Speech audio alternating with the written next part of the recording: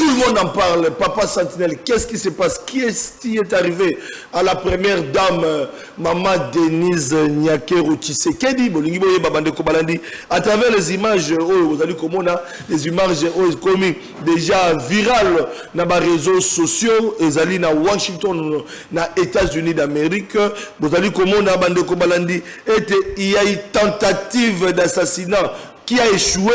Il y a la première dame Denise Nyakero dans l'hôtel Naé à Washington. Ils ont incontestablement établi que les agents, il y a service secret. Il y a Rwanda où ils impliqué dans Katia Likamouana parce que l'administration Trump a exigé une enquête rapide pour un incident où on peut sanctionner sévèrement. Ils impliqué dans le régime Rwanda pour un attentat. La première dame, comment on a été, ils allaient dans l'hôtel Wapi, Maman Denise Nyakero Tshisekedi, et si Azali ko séjourné, vous allez comment on a tala, comment on a débarqué kita bon ben numéro matricule, il y a Mutuka Oyo bande ko balandi, Oyo et Yaki pour na ko kitisa ba Tomi Balebo comme on a voilà plaque d'immatriculation à Rwanda, ya Rwanda bande ko balandi, Oyo ko tali ça il y a solo qui a eu tentative parce que vous allez comme on a dans le même hôtel où est logé Maman Denise Nyakero grâce à ma service d'Abisso, il y a sécurité, Oyo va ko protéger notre très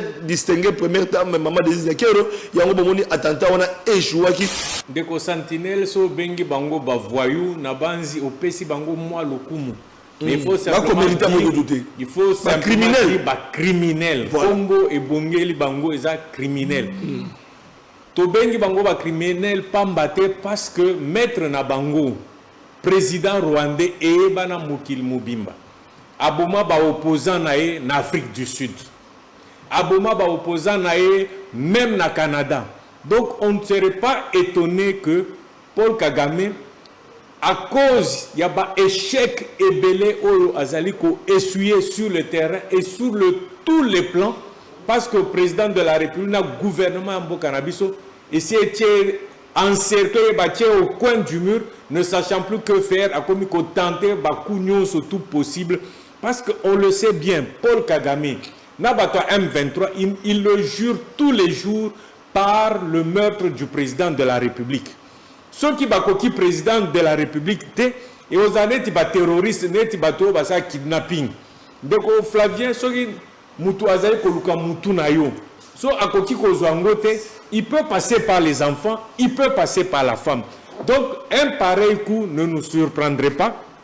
Et comme l'a dit Ndekonabiso, Excellence Patrick Mouyaya, nous attendons les résultats de l'enquête pour conforter certainement position Nabiso, mais nous croyons que ce ne serait pas surprenant que Barwandais, régime ya Paul Kagame, naba criminel à Bango, qui se soit permis ya tenter Kouana. Et ça c'est vraiment dommage parce que comme vous l'avez dit vous-même, la distinguée première dame, c'est vraiment une femme de cœur. Vraiment. Au vivant par exemple, Ebelena Ozong Langote, qui est ce Congolais Olo Aebi Bolamu Olo Maman Denise Nyakero Tshisekedi Asala Katena.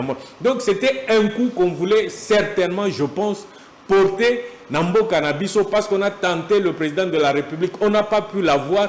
Comme Isko Koluka, voix Moussousou, voix alternative pour faire mal non seulement au président de la République, mais à toute la République démocratique du Congo. Mais encore une fois, Paul Kagame va continuer à échouer. Il ira d'échec en échec, alors que Bissoba Congolais, nous irons de victoire en victoire. 30 ans c'est trop, les Congolais vont aller au 30 ans c'est trop, tant que tout n'a pas été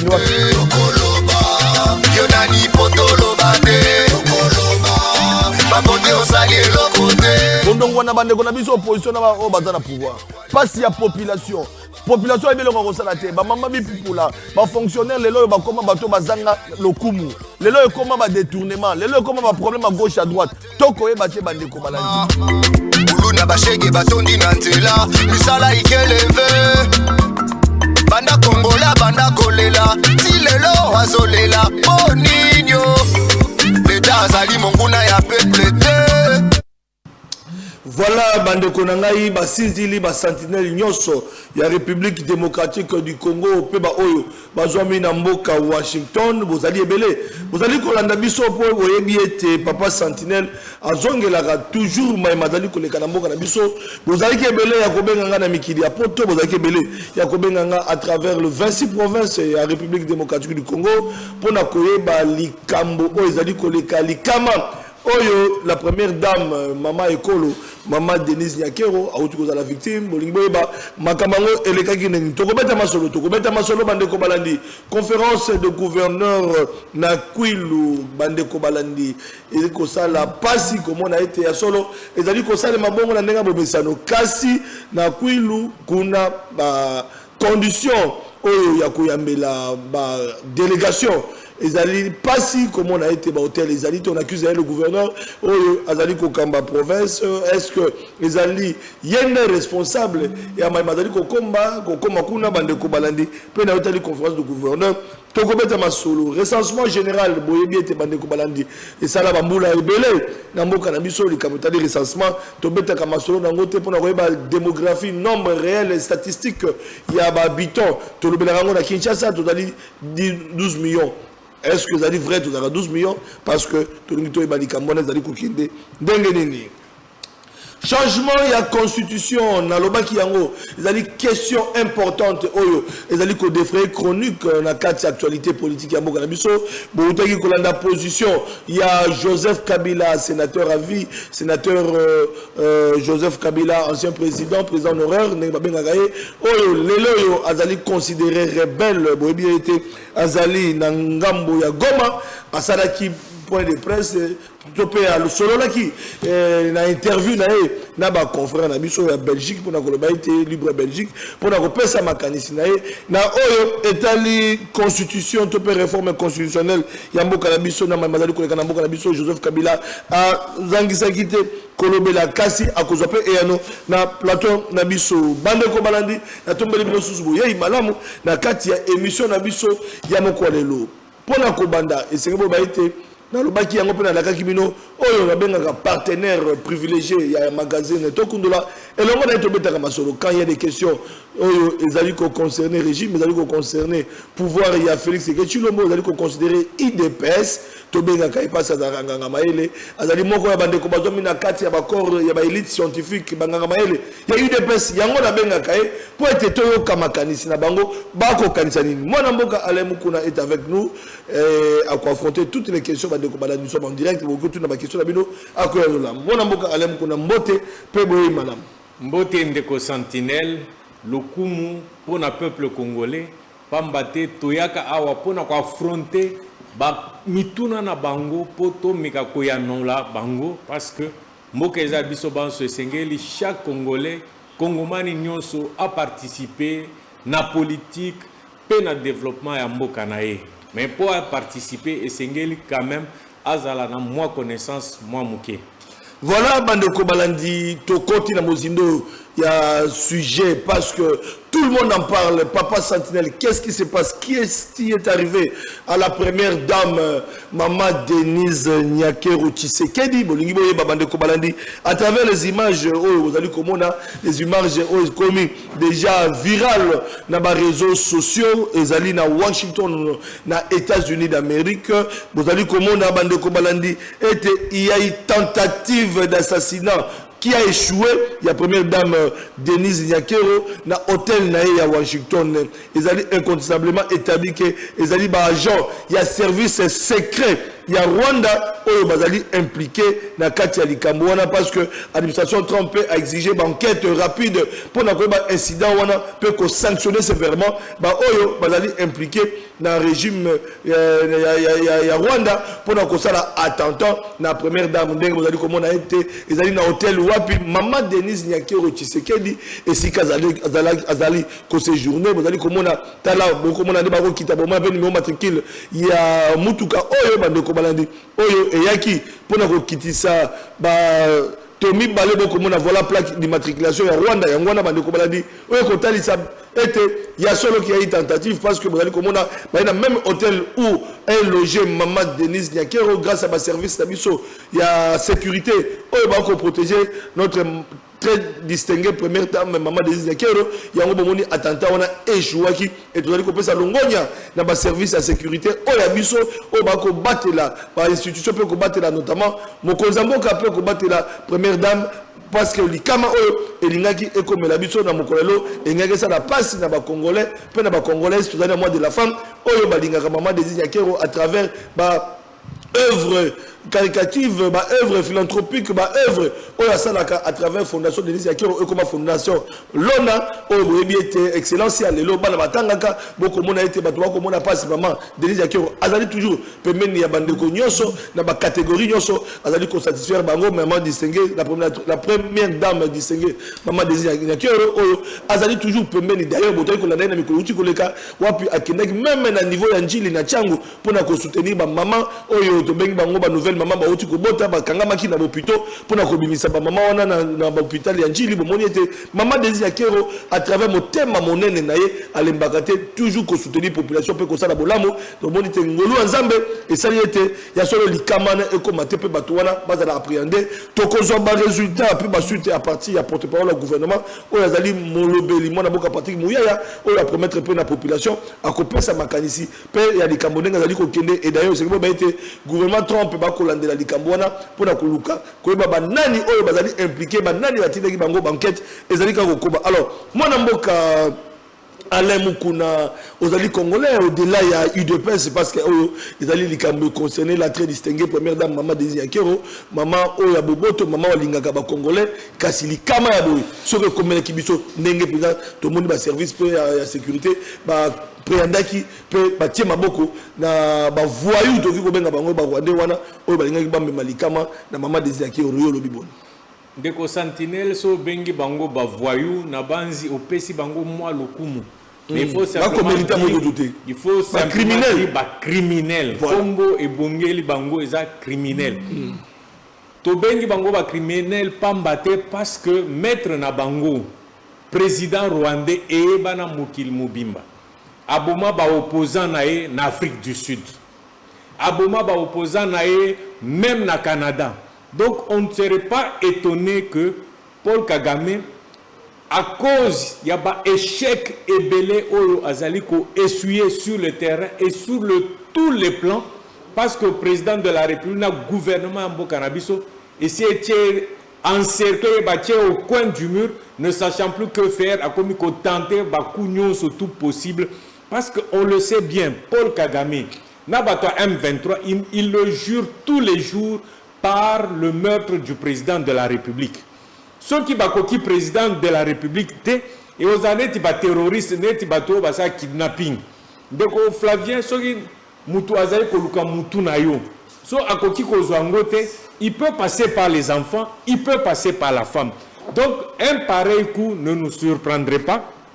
Et comme l'a dit Ndekonabiso Excellence Patrick Muyaya, nous attendons les résultats de l'enquête pour conforter certainement position Nabiso, mais nous croyons que ce ne serait pas surprenant que Barwandais, régime ya Paul Kagame, naba criminel na bango, qui se soit permis ya komeka kotante kouana, et ça c'est vraiment dommage parce que comme vous l'avez dit vous-même, la distinguée première dame, c'est vraiment une femme de cœur. Vraiment. Au vivara par exemple, Ebele na ozonge langote. Qui est ce Congolais Olo Aebi Bolamu Olo Maman Denise Nyakero Tshisekedi Asala Katena. Donc c'était un coup qu'on voulait certainement, je pense, porter Nambo Kanabiso parce qu'on a tenté le président de la République. On n'a pas pu l'avoir. Comme Isko Koluka, voix Moussousou, voix alternative pour faire mal non seulement au président de la République, mais à toute la République démocratique du Congo. Mais encore une fois, Paul Kagame va continuer à échouer. Il ira d'échec en échec, alors que Bissoba Congolais, nous irons de victoire en victoire.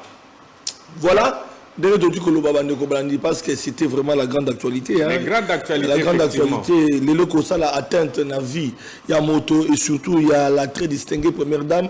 Et il y a la perte de ma casse dans les Congolais parce que Boébé Azali Maman Bobo, Azali Maman Oyo, Azali Rapemeni, il y a des Congolais, ils ont pas si bande Cognoso, pour promouvoir l'éducation. Nambo Kanabiso Oyo, les Loyo, Boébé était ma bourse et commis affaire et gouvernement parce que Fondation Lona est bondi pour nous valoriser. Pour être bitumba wana et comme affaire nationale affaire ya gouvernement que les ba congolais banana biso o bazali ko exceller bazali ko se distinguer ba lauréat bazwa kapé occasion ndenge zalaka kala bazwa ba bourse ya okende kutanga na bamboka bapaya na ba université pe ya bapaya comme on appelle ya solo comme ma qualité enseignement et puis éducation ezali eloko ya longonya mama ya boyebo kende koluka ko éliminer nyonso wana boyebi ete Rwanda azali kaka sima na agression oyo tozali victime et puis ba supplétif naye o bazali ko continuer ko semer terreur peu désolation mais situation il y a sécurité il y a est ba congolais ba kona biso to ko bossa na ba congolais te o bazwami na Uvira ba congolais bazwami na nord sud Kivu ba kona biso un message peu ya compassion na bande message ya compassion. C'est comme ça que tango iso na lingaka to lobela likambo on dirait ça car ya batu ya este eza likama oyo ezwa biso ba congolais nyonso parce que ceux qui parti est neti Kivu Nord Goma Bukavu Uvira bande kona biso wana bazali na pasi wana ezali kozwa biso banso même ici à Kinshasa.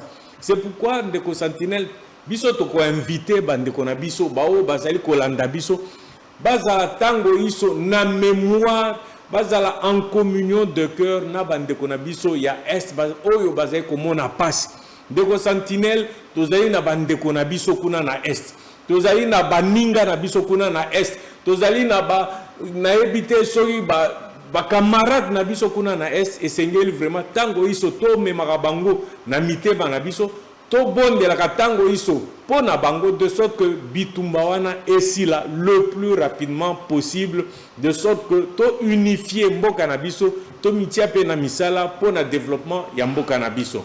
Voilà bandeko balandi ezalaki essentiel il y a première partie. Il y a une question politique, plutôt actualité politique, parce que toujours le appel des Cambo est allé changement et la constitution, tout le Cambo est allé conférence de gouverneur. Mais tout le monde parce que c'est une été délégation, mon il y a gouvernement, et plutôt il y a gouverneur. Les lots, ils ont mis déjà dans la province, il y a Kwilu, moi dans Boka, Alain Moukou, dans la République démocratique du Congo, mais apparemment, tout l'andaka, le programme à 145 territoires, le programme PDL. Mais finalement, les lots, pour moi, ils ont dit échec. Et puis à l'époque, maman Soumino a été ministre à plan, surtout pour la sanité. Mais les lots, tout le monde a les lots. La Kwilu, province, dans le territoire, a été si Gola, les alités, le programme PDL 145 territoires a échoué. Au moins, tu sais qu'il a échoué sur ce point-là. Ndeko Sentinelle ezali échec. Wana esengeli so toza ko analyser, tolobi toza ba analyste politique. Esengeli na likambo nyonso tout so tolingi to bambaka batu ba échec kaka pona plaisir ya boyete. Parce que zale na likambo mususu balobaka nzete etengama. Donc ça signifie que so e banda etengama na bomwa na bozongisi yango na nani na droiture te ata ekomeli e otika na position wana. C'est pour dire quoi? Et ça justificatif de Sentinelle. Ça signifie que outa indépendance yambo nabiso. Ce qui ba oyo baleka ba prédécesseur ya président Félix Tshisekedi basala musala ya malonga tolinga to lobela likambo wana te. Maintenant situation est comme quoi apparaître on dirait et sengeli nyon surtout président Félix Tshisekedi a endossé irresponsabilité ya ba misuso bazaki avant ye a endossé en gros mais il s'est engagé Ndeko Sentinelle conformément ya beaucoup likonzi na biso so totangi article 200 Ndeko Sentinelle parce que awa toyaka pona ko lobela politique pe ko sunga bandeko na biso ba oyo bazai kolanda biso par rapport à la constitution, la constitution, soit révision, soit changement de constitution, mais néanmoins, mikolo o tozali na beaucoup likonzi oyo ezali corrigir mboka na biso totangi na article 200 de Sentinelle parce que bande na biso esengel baye bako soki ba gouverneur bazo sangana bisika dans ba province ebele, ce n'est pas par hasard. Soubassement ezali nini, ezali constitution article 200 et lobi boye.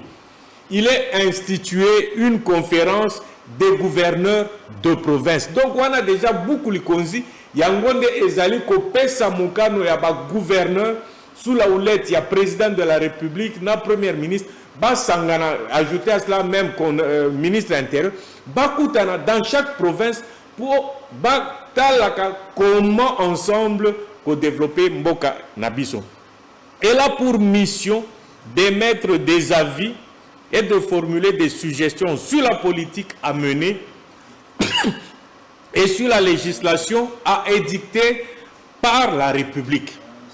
La conférence des gouverneurs de Sentinelle de province est composée, outre les gouverneurs de province, du président de la République, du premier ministre et du ministre de l'Intérieur. Article 200 de la Constitution. Tout autre membre du gouvernement peut y être invité. Elle est présidée par le président de la République. Elle se réunit au moins 2 fois par an sur convocation de son président. Elle se tient à tour de rôle dans chaque province. Une loi organique en détermine les modalités d'organisation et de fonctionnement. Ndeko Sentinelle, on comprend que likambo oyo ezali ko salema na Kwilu, particulièrement na Bandunduville, ce n'est pas par hasard. Ezali beaucoup likonzi na biso de esengi que conférence yaba gouverneur ezala mise en place.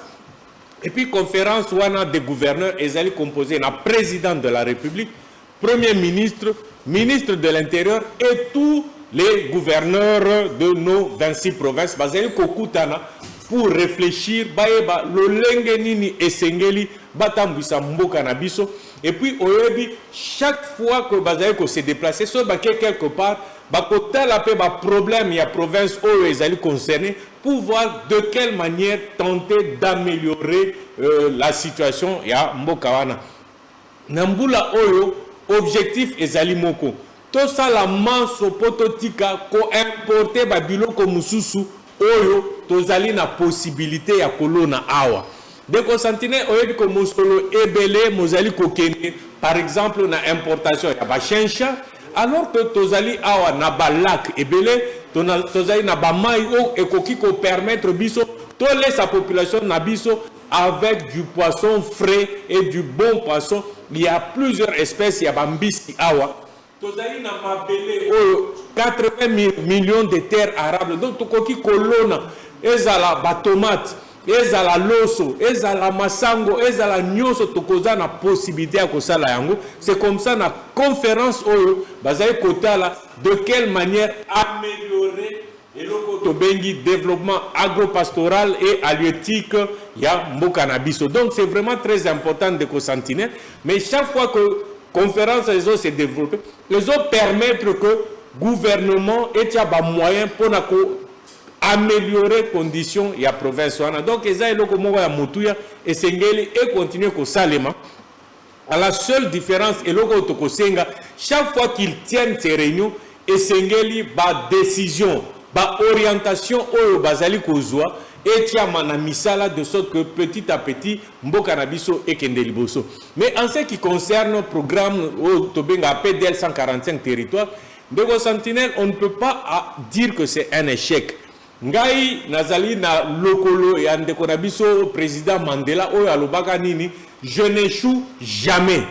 Ndeko Sentinelle wana na lobiango po na yo po oyo kanga malamu Ndeko na biso président Mandela bandolo banini, je n'échoue jamais mais j'apprends, je tire des leçons et j'avance. Donc ce qui est le programme il y a 145 territoires, il y a eu certainement beaucoup de difficultés na ba site mususu na ba coin net na ba village mususu banzela ezala quitté. Pendant 32 ans, on n'a pas pu construire des routes de dessert agricole, des routes provinciales, certaines routes nationales. Pendant 18 ans, pareil pour Kabila, il n'a pas amélioré les conditions. Ce qui fait que l'accès à Yabbasit Moussous est tellement compliqué. Ce total a pris un sac de ciment pour au même place Moussous. C'était très compliqué. Donc, ça signifie que ce programme a rencontré beaucoup d'obstacles, de difficultés et belles. Qu'à cela ne tienne, on ne peut pas dire que ce programme a échoué. Ce programme a été réalisé partiellement. Na bamboka Moussous ndeko Santine na sina pesa yo exemple, il y a année passée, en 2025, na mois de juillet, na Kendeki, na province ya Tanganyika.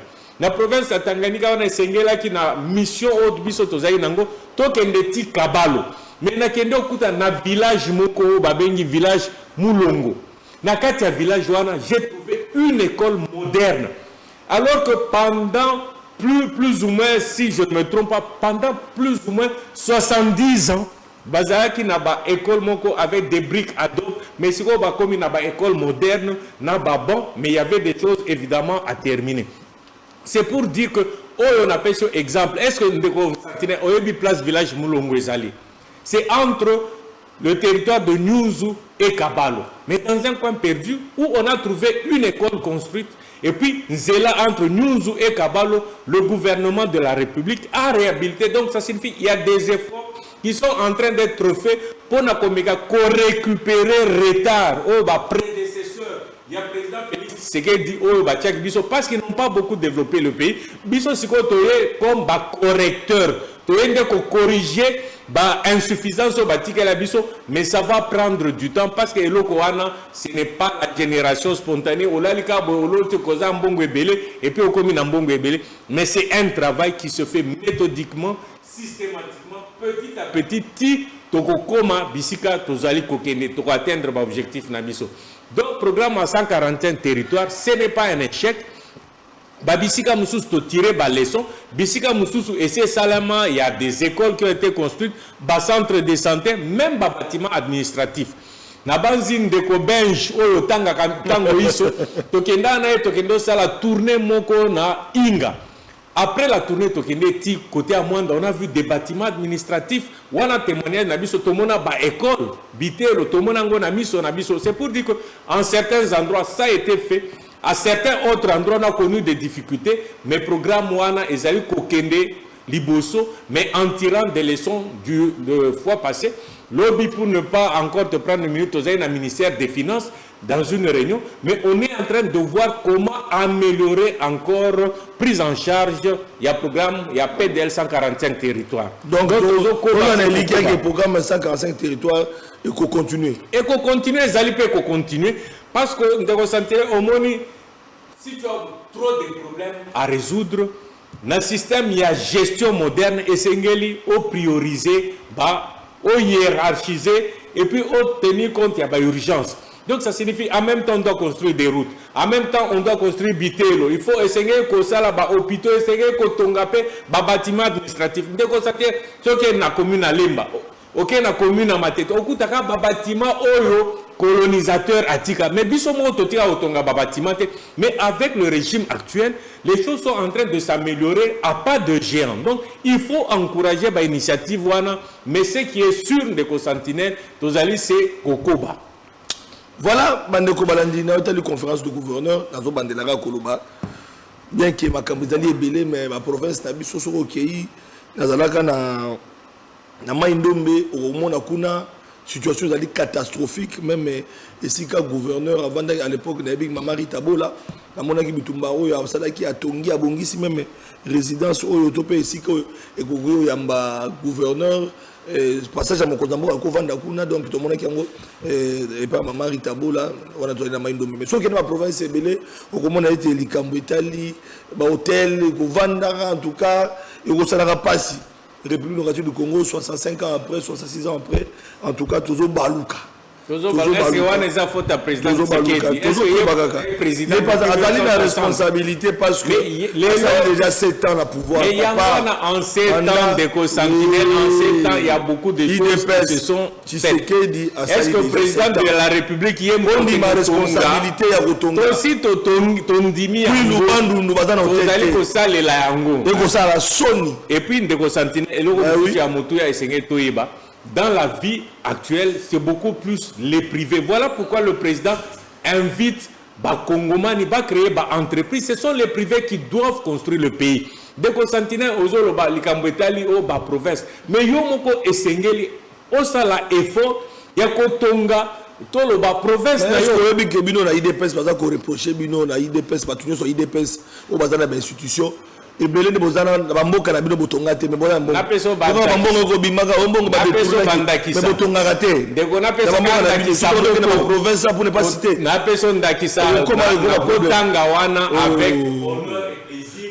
Toyebi en finance au diaspora ba nyonso extraverti. Ndeko Sentinelle est-ce que yebi que lelo mokolo ya lelo so otali likambo etali par exemple Miabi natangi yango Miabi oyebi pe les grands ressortissants Miabi parmi les ressortissants Miabi ezali na ancien ministre Nicolas Kazadi.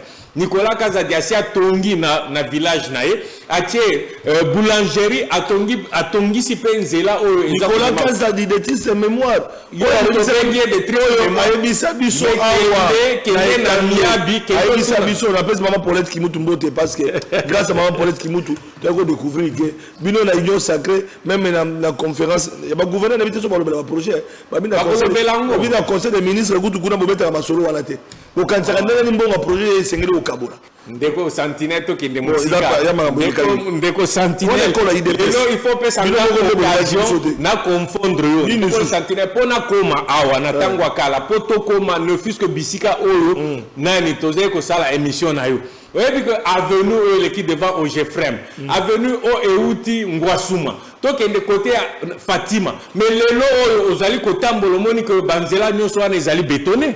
Est-ce qu'on va gagner? Yo mon a repéré par exemple pendant des années. Maïzo kotonda waka soko bibi fasika wa. O matima liboso ko manangwa suma utangi wana. Maï kotonda wana soko mbule. Ezaline. Parler de Ndeko Zinda. Ndeko Sentinelle ezali génération spontanéité. Même moi na o boti lelo a obando tambola le même jour. Esengeli ako ba petit à petit. Ezali processus. Tozali kotonga mboka na biso ozali ko vivre. So otamboli ne fût que awa yo fanda na Kitambo Ndeko Sentinelle na so otamboli na Kitambo avenue Lusambo banzela ebele ezali bétonné na commune na bino tokende awa na Lingwala na Barumbu il y a des avenues qui sont en train d'être construites toke na Lemba toke na Salongo bisika ebele oke na Ngaliema oke na Tchangu mais même commune ya Njili Ndeko Sentinelle lelo kende o vérifier commune ya Njili banani batongi yango pendant des années depuis l'indépendance il fallait que président Tshisekedi aya po batonga commune batonga vraiment commune moderne en Njili. Donc il faut quand même remercier batu oyo bazali kosala ba oyo balingi mboka na bango koleka ba oyo baleka kala.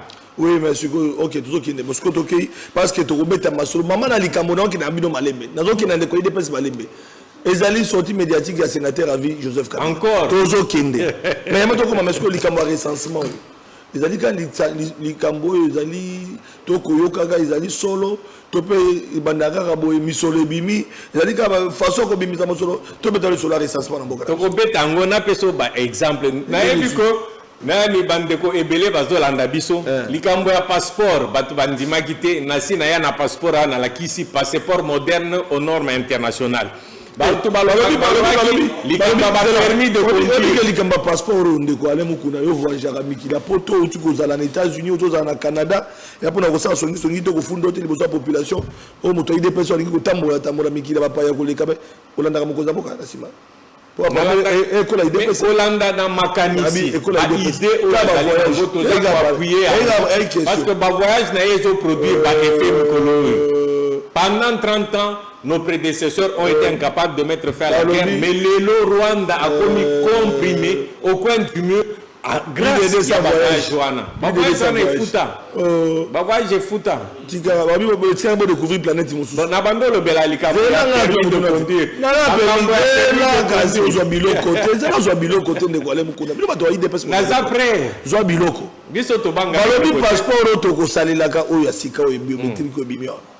Babi passeport wana ezali sécurisé par rapport à passeport biométrique à Libanda, c'est-à-dire kopo bobeti na société ko produit ba passeport ezali ka système ko quoi ba congolais mon solo mais ça dit qu'on répondre te wana ya ba non ba passeport ya ba ninga olobi boni non eloko wana kana zana voyage j'ai voyagé avec le tout dernier passeport nakina nango France nakina nango Marrakech c'est vraiment sécurisé et ça passe très bien donc bato bazay koloba na ezaka batu ya mauvaise foi ba olo bandimaka eloko te. Mais ces gens de personnes, on ne les considère pas, mais Baolo Bazar n'a pas passeport, Bazali pour voyager, c'est sécurisé, il n'y a aucun problème. Permis de conduire dans le Bakiango, donc à la mingité et loko, c'est comme des cartes d'identité. Il n'y a pas que lui, il y a certains autres journalistes au basé par carte, mais il y a eu des problèmes techniques, mais ces problèmes sont en train d'être réglés. Kalamingité ndeko sentinelle dernière carte pièce d'identité au tozo na mbuka na biso en dehors ya ba permis de conduire na ba passeport mais tu sais que la dernière carte moi ma dernière carte je l'ai eu si ma mémoire est bonne en 1980 oh ezaki n'était arcodéon mais après maréchal Mobutu oh alandaki mais il promesse ya biso ezali aussi la carte d'identité ya biso ezali koya alandaki président ya Seni akende opesa ba donner na président nani organe o ba s'occuper na identification de la population pe na ba carte d'identité ça va venir ne crains pas avant faire un mandat au ndeko sentinelle ozoa carte d'identité pour la première fois nayebi bandiko ebele kutu bana na biso babotama bayebi kutu carte d'identité te mais avant faire un mandat na biso batu nyonso bazoa bana une carte d'identité ça c'est sûr je te donne tu me poses la question à la fin du mandat on va en débattre ah mais oui nous sommes ndeko sentinelle tanga kasi Arena, les travaux ont repris. L'objet n'a pas eu le ministère de la Finance dans une on a parlé. Arena, les travaux ont repris. Deuxième exemple. Centre financier inachevé. Centre financier, les travaux sont en cours. J'étais d'ailleurs là hier. Les travaux sont en cours. Les travaux sont en cours. On va continuer. Mais on peut continuer. Bon, voilà, j'étais expliqué la fois passée que pour certains travaux, ils ont une réception partielle. Réception, et puis les travaux se poursuivent. Ça, c'est tout à fait normal du point de vue à la gestion de projet. Mais évidemment, l'essentiel, c'est ça l'objectif. Et aussi la paix. Merci. Alors, maman a dit que balandine yango tokoti parce que na bombaki opina sujet asuka pour tolobeli likambo tali tentative d'assassinat ya maman ekolo tolobeli likambo tali conférence ba gouverneur per recensement question etikali ya changement ya constitution et si ka ngana ndeko nanga to kondongo na sikoyo nde awa mona mokale mukuna totu ko la na top Congo pour ne pas citer chez na ya bandeko na biso tout kolanda yo na baitando okope sa position tolandi Augustin Kabuya oyo alobi ete Mobutu a changé a modifié Kabila a modifié et peut-être que Tshisekedi ko modifié IDPS a ko toucher na constitution obi ke maman na likambo e kaboli bato et Kaboli Bato, d'ailleurs, tout le monde a démissionné en cascade, tout le monde Vital Kamerhe a démissionné, tout le monde a Mboka Bahati a démissionné, tout le monde a comme Konginda, na kata union sacrée, balobi dictature, motoki kolobata ko fungola mongongo te, ata ko réfléchir te, na IDPS. De là il kamotali révision constitution, changement constitution. Nazali na point de presse à Délice Sanga. Délice Sanga lobi poko meka kuto ko simate 2028, Tshisekedi kangabisaka tambola. Atambola mandesili makambo constitution kosimba eza sous-souté la muka pesi position wana avant to kina Joseph Kabila oyo ayeko mamela bino sous makambo etali constitution to kina opposant na mboka pour Kabila za considérer comme opposant rebelle to kina o muta bandate to kina bana Congo na Kisasa d'ailleurs na ko rappeler bande ko na biso ya parti ADD Congo ya mwana mboka presse penge to qui était ba jeune ba tambola ki pona côté le meilleur cambo et changement constitution na changu ba changi ba maboko ba karai bango to ko to ba makambo za ndenge mais en attendant ba voix et bandi ko s'élever kaka na Kisasa olobi boni po ba to ba bete bo kanga bisaka na 2028 bo meka kutu dikani chwana te to kanga bisaka en vertu de quoi to kanga bisaka en vertu de quoi? Mandé Silite. Otangi ba Kuna la gola muka otangi ko tanga te parce que ndeko na biso ba congolais ndeko sentinelle ya solo bazé ba ndeko na biso ba congolais otangi Yambo l'opposant là qui a fait la rébellion aussi c'est Delis Sanga qui a été dans la rébellion. Dieu seul sait combien il a tué, mais en décembre 2023 pour ne pas aller loin Bayamba qui est na top Congo ndeko sentinelle Tolanda qui est comme candidat président de la République. Nabanzi, il a été parmi les candidats en 2023. Sans le contredire ndeko ba image Ezali où il a parlé de la révision constitutionnelle, il avait 35 points il y a qu'à changer na kati ya constitution. Delis Sanga, les images existent. À un moment donné, au peuple opposant, mais ce sont des menus frétins importants. Delis Sanga était candidat président. Non, mais candidat président, toi tu penses qu'il pouvait avoir même 0,5%. Oh. Déjà, Moïse Katumbi n'a eu à peine que 3%. Delis Sanga, on se souvient, en 2018, il était incapable de continuer à battre campagne. Il s'est rallié au président Félix Tshisekedi pour avoir un peu d'aile, avoir un peu de zèle, avoir un peu de hauteur. Donc il a dû se rallier à l'UDPS pour amekakozwa bavoie. Ce sont des menus frétins. Bino bopesa bango ba valeur. On dirait bino bozan un système il y a loup, il y a comme bango miné alors que ce sont des menus frétins. Le menu frétin Delis Sanga a parlé de 35 points de la Constitution à réviser. Rappelez l'histoire. Parce que quelqu'un aujourd'hui, il se trouve en position de faiblesse, il ne sait pas à quoi s'en tenir, on dit Moutazo s'est noyé, Amoni Mouanzete à Kangamina, Amoni papier à Kangamina papier. Mais ils savent lui-même, il l'a dit.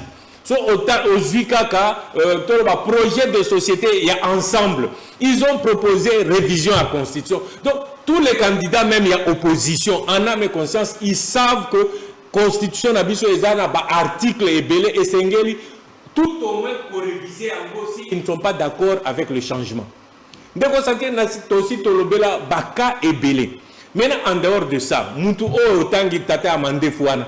En 2011, qu'est-ce qu'il n'a pas fait? Tu sais qu'il y a une loi du 20 janvier 2011 par laquelle on a révisé la Constitution. Donc, Kabila pouvait se permettre, de quel droit Kabila pouvait se permettre de modifier de manière injuste, de manière partielle, Constitution pour essayer possibilité il y a qu'on gagner dans le premier tour.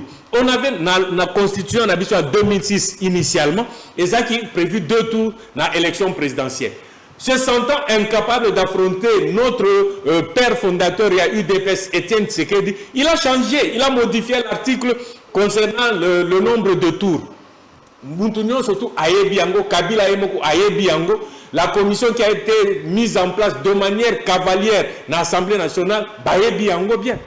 Ça c'est connu de tout le monde. Donc quel est cet opposant sérieux de son État, quel est cet intellectuel sérieux de son État qui peut dire que la révision de la Constitution, on ne peut pas la faire? De quel droit ils vont nous interdire de réfléchir sur la révision constitutionnelle ou voire même le changement? De quel droit? Donc, Sentinelle et Sengel Toye Babato Ebele Balobaka peuple. Mais si il y a eu des pestes, Babiso Toza majoritaire. Babiso Sotolobi et Indananzela Tobanda ko Indisa. Biso Batia Biso na ba peuple te. Donc, Sentinelle Zamutuna, Bango Wana, menu fretin, on a bengi Delis Sanga. Et le peuple n'a c'est quel peuple? Donc, Biso Bato a eu des pestes, Biso Toza majoritaire, Toza Lipe Ebele. Donc, Biso Toza ba peuple te. Biso Toza ba Nyam. Donc quand on parle du peuple, et Sengel Batouana, qui nous prennent nous aussi au sérieux, donc il faut qu'ils s'arrêtent de croire que le peuple c'est Delis Sanga, le peuple c'est Prince Penge, le peuple c'est docteur, qui c'est, le réparateur, tout ça. Non, le peuple, nous faisons partie du peuple. Dès Sentinelle, voilà pourquoi Nganarobi, si quelqu'un se croit capable, Ezaneti Tony Yoka, na Martin Bakole, qui est le plus fort, mais il faut les affronter, parce qu'à la télévision, chacun peut passer dire que je suis le plus fort, je suis populaire, moi le peuple derrière moi, ils peuvent dire ça. Ils vont aller se battre là, on verra qui est le plus fort. Conformément à l'article 5 de la Constitution actuelle de Sentinelle, Article 5 et lobby nini. Article 5 et lobby que la souveraineté nationale appartient au peuple. On n'a pas dit au peuple de Deli Sesanga. La souveraineté appartient au peuple congolais. Soki bango baza sûr que bazali na majorité et que le peuple est derrière eux dans sa majorité. Bandimato qui est dans référendum. Yangonde esika peuple akokata likambo nyonso tout. Article 5 ezali clair. La souveraineté appartient au peuple congolais et non pas à Deli Sesanga et non pas à Martin Fayulu et non pas à Epenge. Tout pouvoir émane du peuple qu'il exerce directement par voie de référendum, directement. Donc, toi qui as consulté le peuple, la preuve c'est qu'en 2011, qui nous a consulté en 2011 pour passer de 2 tours à 1 tour? Qui nous a consulté? Article 5 est clair. Qui nous a consulté? Ils se sont réunis entre quelques brigands politiques. Ils se sont arrogés les droits du peuple en passant de 2 tours à 1 tour. Si les autres l'ont fait, nous aussi nous le ferons. Pas par défi. Par défi, par conviction politique. Par stratégie politique. Pour permettre les générations futures à mieux se prendre en charge, à se développer à tout point de vue. Dès qu'on sentait Ezana Makambo et Belé dans la constitution actuelle, où Esengeli to changé en go. Il y a des Congolais aujourd'hui, une frange des Congolais qui pensent que, par exemple, au lieu de l'Assemblée nationale avec 500 députés, il faut réduire le nombre, il y a des députés dans le cadre, il y a réduction du train de vie des institutions. Il y a des gens qui pensent comme ça. Ils en ont le droit au nom de la liberté d'expression, liberté de penser. Bamisusu Baganis que Sénat Oyo, et ça la double emploi dans l'Assemblée nationale et Sengeli Sénat et Koufa. Mais toutes ces questions majeures, le régime en place, au régime des années semi-présidentiel, tout ça, les gens pensent, certains pensent que Esengeli, tous un régime présidentiel, et moi je suis du nombre de ceux qui pensent qu'il faut un régime présidentiel. Bandeko Msusu Balobi Esengeli assemblée provinciale où ils allaient compliquer vie na ba gouverneur tout le balikamba conférence des gouverneurs. Vous voyez que ba gouverneur et belé bazali empêcher de bien travailler pas les assemblées provinciales à cause de quelques menus frétins politiques ba oyo bazali ko tia bango ba bâton dans les roues empêche les gouvernements provinciaux de fonctionner normalement. En quoi c'est différent Nyangala Kata, menu frétin? Apparemment, c'est quoi il dépasse. Non, mais Moutoua le bas n'a pas pardon. Oui, bien de quoi le bas qui sourit naine, c'est Moutoua il dépasse. Souris naine. Est-ce que c'est Moutoua il dépasse? Mais surtout le menu frétin, donc ils ont bandaka la Mickey Owana. Parce qu'il y a des gens qui passent à l'équipe à télévision épaissie grandeur, on dirait il représente quelque chose de majeur dans la population. À l'époque, on a rappelé l'histoire de période il y a maréchal Mobutu, il y a Tobando Benga, Force démocratique unie, FDU. Mais tu te souviens, même notre mentor était dit des gens qui ne représentent rien dans ce pays, c'est eux qui veulent bloquer le mécanisme machine. Il a fonctionné en Bogarabiso. Dès qu'on sentinelle, il y a beaucoup de choses. En âme et conscience, je le dis comme stratège, je le dis comme analyste politique, je le dis comme Congolais qui réfléchit sur l'avenir en Bogarabiso. Il y a beaucoup de choses à modifier dans la Constitution. Peut-être, Eloko Yasuka Naroloba, Ndeko Sentinelle, article 220. Oyo, Nganga Maele, O Batanga, droit constitutionnel, Balubi. Article 220 et verrouilla qui ba makambo mususu yango moko etika la polele. Et puis il y a le principe selon lequel celui qui a verrouillé peut déverrouiller. Ndeko Sentinelle, le peuple est souverain. Si le peuple consulté dit que nous devons changer la constitution, qui est Deli Sesanga pour empêcher la majorité de la population de le faire? Donc nous le faisons non pas par défi, mais nous le faisons par amour patriotique. Parce que nous sommes convaincus qu'il y a des articles qui doivent être changés, modifiés, voire même changer toute la Constitution pour prendre une autre orientation majeure qui va permettre Nambuka Nabiso et Kendeliboso. Président Nabanzi Tolanda qui a fois passé dans l'article 217, où il y a session, il y a souveraineté Nambuka Nabiso. On en a parlé. Babylon Konyo Sotouana, Oyo, Banguna Nambuka Nabiso, Bachaki Nakata Constitution pour bloquer Biso, Bachaki Bisoneti Menote. Nous sommes un peuple souverain, nous sommes un peuple libre, peuple libre à jamais. Mais le peuple congolais est libre à jamais. Il peut à tout moment décider de prendre orientation et aboyetoboué. Nulle part dans la Constitution, on a fixé le moment pour la réviser. Nulle part. Donc, même aujourd'hui, si le président en est convaincu, conformément à la loi, il peut prendre l'initiative de la révision, tout un changement de constitution en s'appuyant sur l'article 5. Le peuple est souverain. Ndeko Sentinelle wana eloko ya mutu ya na lobby yango na yebi que ozong selanga na un autre menu fretin Joseph Kabila, mais c'est encore toi ou qui lui donne de la valeur. Il y a quelqu'un dans ce pays, je crois un homme qui a travaillé avec Joseph Kabila à l'époque, il dit que Kabila c'est un produit périmé. Pourquoi vous lui donnez tant d'importance? Quelqu'un a dit Kabila est un produit périmé. Pourquoi tu veux qu'on parle trop de lui? En tout cas, Mandeko Bolani na bokebu, ma question estébile. Je suis prêt à répondre. Je me suis préparé en conséquence. Ma question est Zoya, mais toujours Koba Koba. Alors, question changement de constitution, il y a une question on a soulevé qui y a des opposants ou des mécanismes de Colombie. Il y a un article qui est modifié. Mais est-ce qu'on dit qu'il y a un changement, il y a une constitution. Article 5. Il y a un moment où on a tribune, il y a 23 février 2025, il y a un sénateur à vie Joseph Kabila, où il a condamné à mort. Il y a 23 mars. On a considéré rebelle. Bako Lukaï, Akima, Azali Mboka, Nibanda Kisasa Tolobo. Likambo ya Bimisi, merci beaucoup de la réalisation. Ici, Kabomoni, Azalaki Kopé sa tribune naye, interview naye, na Goma, na Libre Belgique, pour na Kolobela Maïmazali Kolekanamboka. Mais moi, moi, Bimisa qui soudanisation. Moi, d'ailleurs, Patrick Mouya, pour parler au gouvernement, alors beaucoup d'akopeki ça na bato bako akopeki ça na ndenge malamu na ndenge mabete parce que ça n'est pas moi susu oyo to utiliser ka et c'est que mettre poison rwandais bako utiliser yango parce que tout l'année pour te marron le gouvernement à partir mouya ako la moussa bato na front médiatique pour na côté ça bato était alors les mots soudanisation a été utilisé par Joseph Kabila que je vais pas trop répéter ici parce que ils ont même porte-parole au gouvernement, c'est pas la nangoté. Ils ont la campagne, il y a Bangouna. Parce que il a été évoqué ces mots. Et c'est un politique. Joseph Kabila, alors il était une constitution, changement de constitution, de révision de la constitution. Alors il était constitution depuis 2018 et ça a violé le régime à Tshisekedi.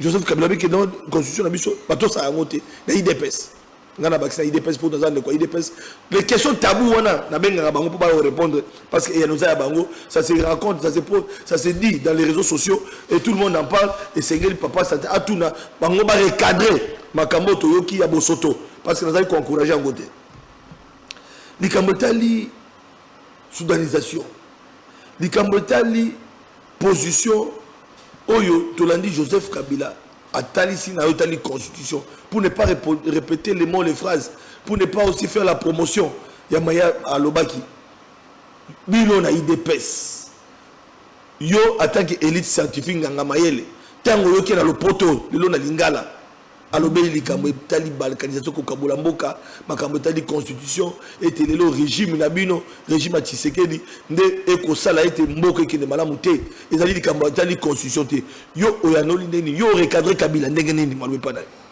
Ndeko Sentinelle c'est d'abord pour dire que ce soit lui aya koloba que constitution ezali violée. Ndeko Sentinelle mutuna ya liboso ya yambo oyo na komitu na ponga na zana doa kotuna yo mtoto na kabiso mituna Joseph Kabila azwaki pouvoir ndeni azwaki yango lolenge nini Kabila Joseph azwaki pouvoir akoma président de la République lolenge nini so tozwi acte constitutionnel o ya Musée Kabila bisika nini balobaki que soki président akufi esengeli Moutoumoro Boé, ce chef d'état-major terrestre, a remplacé le pouvoir. Dites-moi, soyons sérieux dans ce pays. Kabila a pris, lui, JKK, Joseph Kabila, le rebelle actuel. Qu'a-t-il fait pour prendre le pouvoir? Est-ce que ce qu'il a fait était constitutionnel? Donc, le premier, en fait, il est dans sa nature, il va chasser le naturel, il revient au galop. déjà dès le départ, yé azwaki pouvoir na ye lolenge nini. C'était par rapport à quelle constitution de Sentinelle? Qu'à cela ne tienne, je rappelle simplement que lui, il a pris le pouvoir par un coup d'État. Il n'a aucune leçon à nous donner. Pendant son mandat de Sentinelle, c'est conformément à quelle constitution? Article nini, bino ba journaliste. Ebo bando tambola ba chemise, bazo kata bino ba chemise, période de campagne électorale. Ako kende kozwa ba M23 de l'époque, aya ko tirer sur la population, ba image existe. Du côté de l'aéroport, c'était conformément à quelle constitution? Donc, ces actes-là étaient constitutionnels. Ça, on l'autorise. Alors, il y a une soudanisation. Mais, il y a une kingakatisation. Le nouveau mot, c'est kingakatisation. Kusuku. Il y a azwaki kingakati. Kingakati azwaki ango lolenge nini. Ah bon? GLM azwaki ango lolenge nini. Kachamata azwaki ango lolenge nini. Ferme espoir. De biso peto tche kingakatisation. Il y a le soudanisation, biso tche kingakatisation. Et d'ailleurs, je pense que je donne totalement raison au ministre. Et ça n'a pas mon moussou. Et puis bana na biso herbako la kato. Et puis ça bango ba mo wana kosali langote parce que ce n'est pas digne d'une bonne éducation. Bolo belangote, bo sali langote parce que bango wana ils sont trop vulgaires, ils ont pas mon mot déplacé. Donc je crois que le ministre a dit ne parlons plus de soudanisation, c'est venir, on dirait qu'au bébé ça mécanisme. Donc Patrick Mouya a raison, mais ça conseille on va utiliser en mingité soudanisation. On ne peut même pas discuter de ça, mais biso tokolobana kingakatisation. Comment a-t-il à qui vient nous dire comment il a fait un recadrage pédagogique kingakatisation. Il dépêche kingakatisation. Kingakatisation. Oh là là. Mabele wana azwaki ango lolenge nini. Babaraki mususu atonga kuna nakati atonga ngo na musolo oyo wapi. Banzela ya kati kuna atongaki ango na musolo oyo wapi. Ndeko Sentinelle toza na makambo ebele oyo biso batayu depes batombola biso te. Toza na makambo ebele oyo tofanda pour l'intérêt national tofanda kimia mais soki bato balingi ba provoquer biso tokozongela ba makambo nyonso tu wana. Ndeko Sentinelle oyebi que mutu oyo tangi asaki calmement na ferme na ye mutu abando tungisa était bien que toyebaki que il y avait beaucoup de choses à redire na makambo na ye. On l'a laissé tranquille, mais comme on a dit chasser le naturel, il revient au galop. Comment est-ce qu'il a quitté Kingakati? Comment nous savions toyebaki que azongela ki kelasi yo si on a diplôme na ye. Diplôme et Afrique du Sud au Balobi, bakomi en anglais, Kabila, na ebité, soki, la lobby, yo, diplôme, débat diplôme zongi. Débat diplôme zongi. Akende Afrique du Sud. Débat diplôme dans la télévision. Eko, na lobby ango lisusu. Era kende Afrique du Sud, bato mato ina biso, vraiment ba déranger mato ina biso, ake kotanga, azobi ma docteur. Mais yo si on a diplôme na mais diplôme ya Nikolo ekomi nini? Mutumoko abimi diplôme ya liboso azo la kisabiso azo bima na Goma. Mais Goma, on sait que c'est un territoire qui est agressé pris par le Rwanda en connivence na ba rebelle. Mabele wana batuni Mabele il paraît il dit qu'il a acheté ça en 1999. En 1999 Goma ezalaki na maboko ba rebelle. Yo chef d'état major ya Congo, OK somba Mabele na mboka ba rebelle. Par quel miracle? C'est comme yon de Sentinelle lelo yo okende roi nani Goma OK somba Mabele na moment oyo. Comment ça peut se faire? Bazolo ba o soudanisation mais bande konabiso bazali kuna. Mais il y a des cachots, il y a M23 on est en train de malmener les Congolais, nous le voyons tous les jours. Tozongela likambo msusu. Il y a ndeko nabiso ya mandef. Na discours na ye na la libre Belgique. Est-ce que lobeli likambo ya Chadari? Ndeko Sentinelle. Est-ce que lobeli likambo ya Chadari? Est-ce que lobeli likambo ya Aubin Minaku? Nous surtout donc lui il ne défend que les intérêts du Rwanda. Et ça c'est clairement établi Mutua Bongo. On va passer tout son temps à parler de lui alors que maintenant il ne représente plus rien. Ndeko Sentinelle Yasuka Ponanini Aponeka date il y a le 23 mars. M23. Donc, un président de la République à l'Obak, l'AFC M23, c'est Joseph Kabila, sorti le 23 mars, et on l'a dit ça que effectivement, c'est un rebelle. Alors, un rebelle de Sentinelle et Sengeli, tout traité en qualité de rebelle, il n'a pas droit au chapitre. Bamalobanaye Azaï Koloba, tous allez minimiser Yango sans vraiment les ignorer, mais nous prenons toutes les dispositions nécessaires pour l'empêcher de nuire à la République démocratique du Congo, qui lui a tout donné. Je cite Ndekonabino Pero Louara. Pero Louara dit quoi? Kabila, tu es venu en botte. Oyaki n'a pas botte. Les lots comme multimilliardaire. Ça, c'est Pero Louara qui est derrière lui aujourd'hui. Donc, te rappeler en gros pour l'histoire, Ndeko Sentinelle n'a pas dit à Moutouya, tout le belata makambetali recensement, tout le belata makambetali embouteillage, plutôt que de parler de ce que certains politiques ont appelé produits périmés. Ça ne vaut pas la peine. Il y a le bain dans la libre Belgique, mais biso de lobby au nom du libre Congo. Libre Congo. Kingatisation. Kingatisation. Voilà. Donc, l'UDPS, en fait, l'UDPS a recadré Kabila. Naye ko na libre Congo. Il y a le libre Belgique, na libre Congo. Maintenant, on a ici Belgique qui a se ressaisir. Pour soutenir le régime Tshisekedi. Mais c'est l'ingratitude. Mais celui qui a appuyé Kabila comme président de la République, ce n'est pas lui Michel. Il est de quelle nationalité? Il ne faut pas être ingrat à ce point. Mais tout le monde a... Lui Michel. Kabila Schengen, mais Schengen est à Belgique. Schengen, c'est une partie de l'Europe. Le Kola va s'opposer qui n'a pas ambition de démesurer. Mais nous, on est venus, on a ouvert et la vie continue. Lui, Michel, est de quelle nationalité? Et puis tu vas t'en prendre à tes pères, à tes créateurs, c'est pas normal. Donc, ma créateur, Michel, c'est mais lui, Michel, qui ne sait pas que lui, Michel, est le mentor de Kabila, qui ne le sait pas. Il a créé Kabila. Il a créé Kabila. Et tous les problèmes qu'on connaît aujourd'hui, c'est pourquoi Tolobi que si le président Félix Tshisekedi, il a démontré suffisamment Bolingonae et Ambo Cannabis au pays à Congolais, la difficulté, c'est justement à cause il y a tout. Ndeko Kabila a créé, donc pendant 18 ans, il a créé un trou que nous sommes en train de combler aujourd'hui. Donc c'est important. Bandeko Nabiso et Sengeli que oui, c'est vrai, le président Tshisekedi a montré de la valeur et Sengeli a appuyé tous ces leaders derrière le président. Voilà parce que aller de l'avant. Nous sommes avec l'UDPS. Il y a des réactions. Prince Pengue qui nous suit en ces moments. Prince Pengue vient de passer un message et Ndeko Nabiso a Mekako réagir. Merci d'après Penge. À l'objet urgent, 16 militants de l'Amouka arrêtés depuis hier, arrêtés hier pendant la campagne de sensibilisation pour le dialogue et contre les changements de constitution et détenus au cachot de Matete viennent d'être transférés au parquet de Matete. C'est mercredi matin, très grave, même les blessés n'ont pas eu droit aux soins médicaux malgré nos efforts déployés.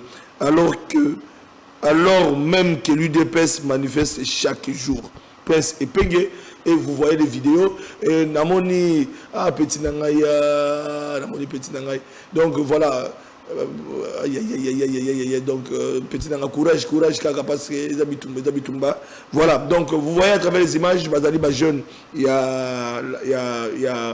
a ADD Congo, vous allez manifester et le dossier est au parquet, c'est la justice maintenant qui est saisie de ces dossiers. Réaction de l'UDPS. Nabanzi, au nom de la justice, s'ils n'ont rien fait de grave, ils vont être libérés, ça c'est sûr. Régime Nabiso est un régime avec criminalité. Je ne sais pas, parce qu'on a après mais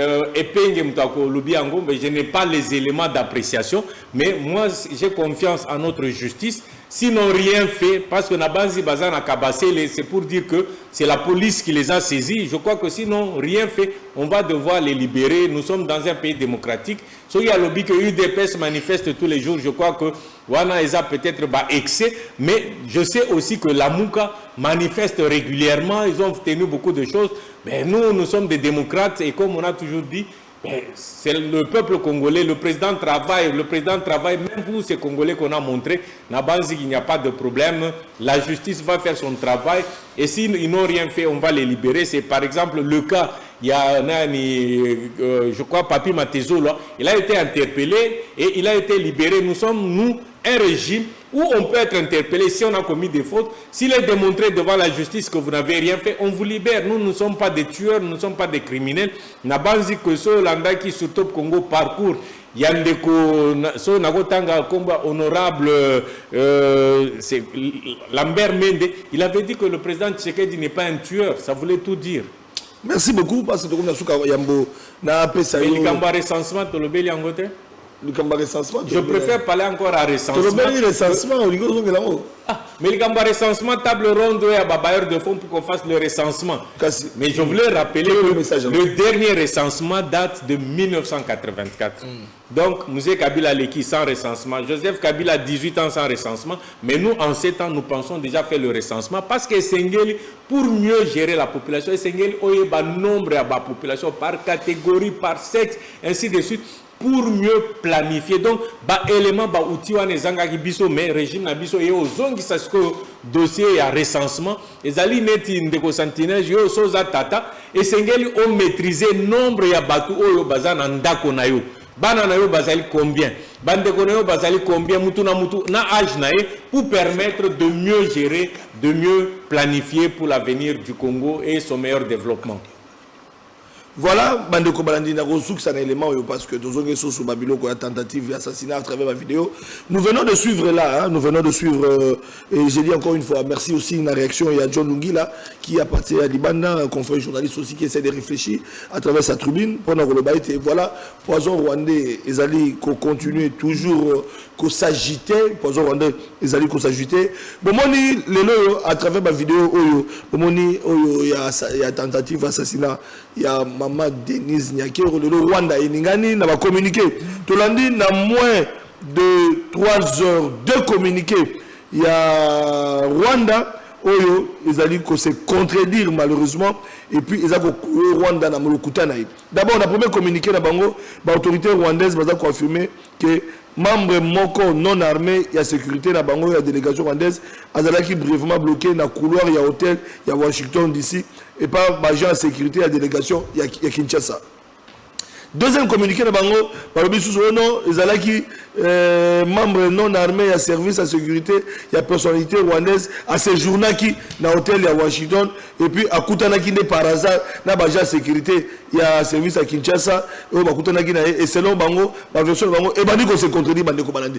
Bon, ce moment en vérité, la vérité finit toujours par triompher, c'est pour dire que Bandeko Balandi, le Kouta, il y a qu'un ascenseur, vérité, vérité. Vérité, il y a un ascenseur. Vérité, il y a un ascenseur. Le couteau, il y a un escalier. Tala le Rwanda. Vérité, il y a un escalier. Voilà. Oui, c'est le contraire. Voilà. La vérité finit par triompher. Si quand on comprend les Bandeko Balandi, on a dit comment on a agitation et bandi, contradiction et bandi, publication Rwanda. Publier, après, c'est contredire Bango ressources. Mais ils ont que nous voilà encore une fois de plus que Kagame est impliqué pour la Koloba était Makambo et d'ailleurs le porte-parole du gouvernement a lobby été en contact dans le service il y a Amérique pour la Koloba de la Makambo et de Kobani donc la base tout comme lobby papa sentinelle à cause qu'on peut savoir une évolution donc jusque là à moins de 3 heures de Kobani Rwanda a publié 2 communiqués qui se contredisent. Oh, azaki koleka. Oh, akoma ikovanda. Oh, kakabino moko papa, kakabino moko. Poké koluka nini. Le père du mensonge. Oui, il y a le père du mensonge, le diable et le père du mensonge. Oh, bah c'est croisé kazaki koleka. Kabino anaki kovanda. Oh, mais tout le monde m'a image qui était dans ma bagage. En même temps, tout le monde on continue l'ascenseur. Pourquoi même la suite côté maman Mokozamboka pour na koluka nini. Donc, totiki banquette et continuer Mokozamboka toko senga été vraiment le sambo pour na combattre la famille wanapo et comme na suka tamoto tous un problème sur le Congo tout temps au Congo ma problème interne opposition pouvoir bitumba awa mais ceux comme Munguna à côté pour ça on fait notre télé là parce que ils ne sont pas habitués à ça donc voilà Bandeko Balandi comme la suka émission et grand merci dans mon amboka les partenaires privilégiés il y a papa Sentinelle l'émission Tokondola l'homme qui voyage beaucoup comme son chef Félix Teketilo Mobalingi va voyager mingi quand la idée pèse ou pas tout comme la souka. Merci beaucoup Ndeko Sentinelle. Message nanga ya souka ezande tous ala na espoir toza na kondima kombo cannabis toza kende liboso pas seulement espoir to poser biso pe en tant que citoyen ba acte o eko appuyer développement ya mboka na biso parce que comme disait à l'époque le président Mobutu disait le président fondateur n'est pas un magicien.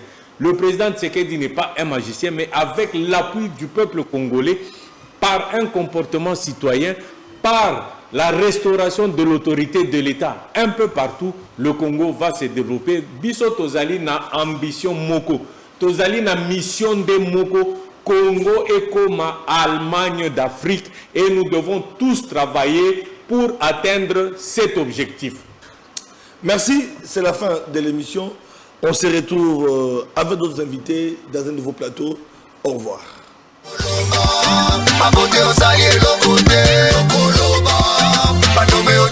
ans c'est trop, Congolais va aller 30 ans c'est trop,